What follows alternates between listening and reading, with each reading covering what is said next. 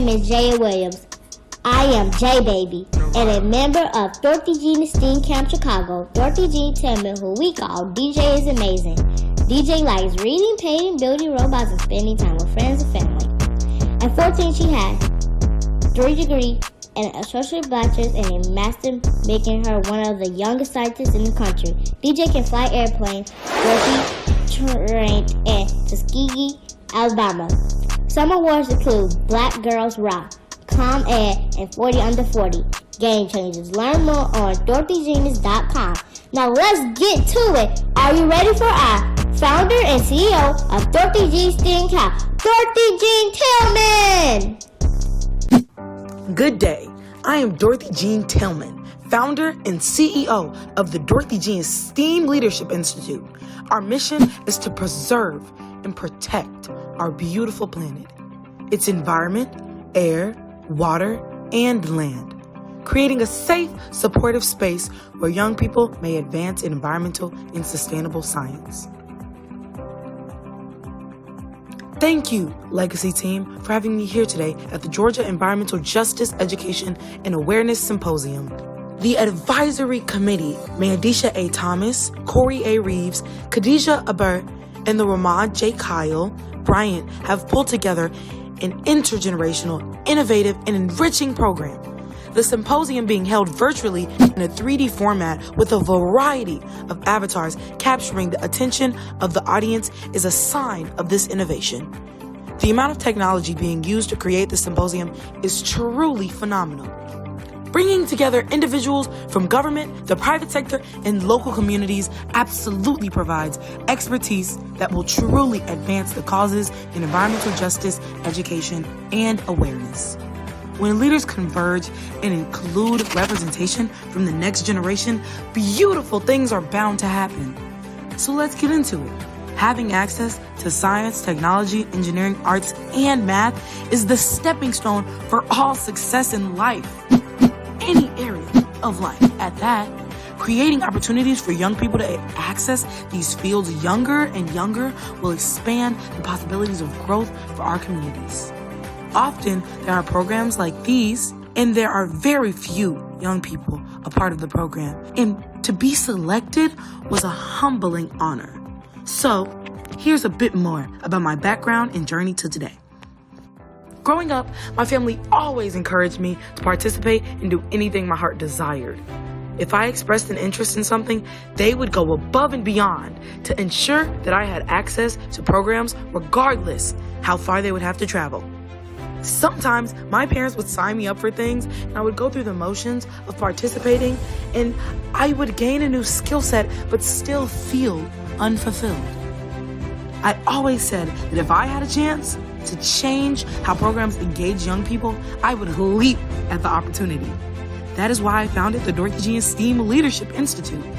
I launched my company at the start of 2020, just before the pandemic hit, with intention to go back to Cape Town, South Africa, to share the wonders of STEAM with young people who had not been introduced to many of the concepts. I had the pleasure of traveling the year before with my mother on an arts exchange trip where I had a great time with girls my age who were just as smart as me, but who had not had the opportunity to show it. South Africa is only 20 years or so out of an apartheid, and education disparities are so vast, and I vowed to do something. Before my return, in February 2020, the pandemic hit and we had to postpone the trip. So I talked to my mom about doing something to still engage these young children in STEAM.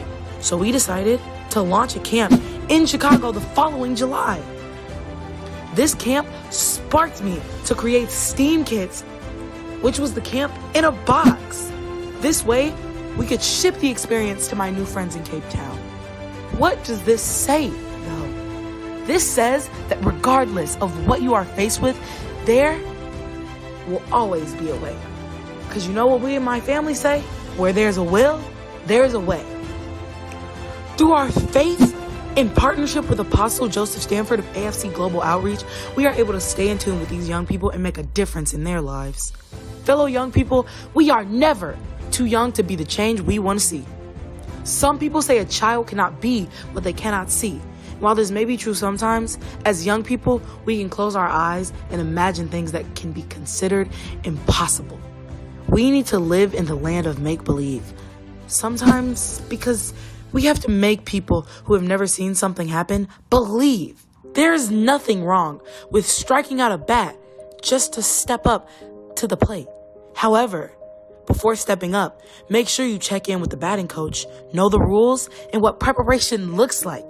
Elders are elders to advise, and we must turn to them for clarity at times. It is important for elders to remember, come to love, not to judge. Don't be quick to say, that sounds foolish, when presented by an idea by a young person. Help them navigate these possibilities. Sometimes we are so focused on the when I grow up versus the impact today. During civil rights, and even back when we were rulers in Africa, it was young people leading the way and elders advising. Having a team of counselors to advise is the key to success. So how did I do it? Well, my village would also give me a lot of books, send me links, articles, and take me when amazing people who looked just like me were speaking or performing some amazing works of art. This is the key to engaging us. Have open discussions and allow us the space to think independently. With my STEAM program, I expressed to my mother the connection to mental health and behavioral health and STEAM. And that is why our kids have meditation, yoga techniques, and more. At the foundation of all success is faith, nutrition, playtime, and rest. So let's talk about finding the why and making a way for the how. When we have to shift from a place of being the first and only to a vast team of rising together. Anytime an opportunity is presented for me as a CEO of my company, I try to find a way for members of my team to network and participate. This is leading by example. So, if I'm doing a coastal cleanup, say in Nassau, as I will be in late May, my team of teenpreneurs will be right with me. What good is a leader if those around them are not empowered as well?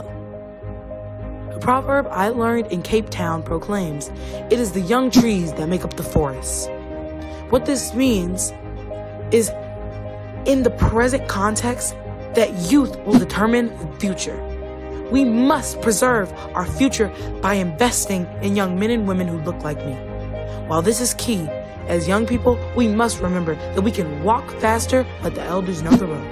We need each other to move forward. While we are gathered here today for the Environmental Justice Education and Awareness Symposium, we must reflect on what environmental justice is. According to the EPA, environmental justice is the fair treatment and meaningful involvement of all people, regardless of race, color, national origin, or income, with respect to development, implementation, and enforcement of environmental laws, regulations, and policy. Knowing what we are affected by at every level, from basic knowledge of vocabulary terms in environmental justice for primary school age students to how the Constitution upholds the principles necessary to make an impact in the environmental justice, finally to the legislators who champion our cause in environmental justice. Every level, every stage matters. Accountability of awareness from the home to schools, places of worship, as well as city halls. We must be met if we want to make a difference. I challenge you today to take a moment to learn how environmental justice innovation can create economic opportunities for generations to come. The career and fields my generation will lead in have yet to exist in many cases. We are paving a way today, and we must work together through generations so we can complete at a global level. Today is the day, and now is the time. I further challenge you to find out how you can make environmental justice matter to those that look like us and are impacted by it the most to care. There are so many obstacles and fights on many forefronts that we must deal with every day, and it can be overwhelming. But let's take a moment, take a deep breath. Seriously, close your eyes, center yourself. Picture a world of environmental justice no longer being a plight. We have the lowest carbon footprint in decades. Imagine that low-income communities are empowered through economics to positively impact environmental justice. Imagine having passions about clean oceans as one has for clean drinking water in these same low-income areas. Now take that deep breath. Hold it in. Release it. One more time. Take a deep breath. Think about a young person you will work with to help propel the trajectory of the environmental justice and awareness to the next level. Now, see a world where we work together intergenerationally to positively impact communities where American girls and boys who look like me can be proud of what we did. Together, we can be what we may not physically see if we can envision it. So thank you for having me join you. To learn more about our programs and how to support the Dorothy G. STEAM Leadership Institute, log on to www.dorothyjeans.com. That's DOROTHYJEANIUS.com. Let's protect our earth by preserving the environment because it's the only one we have.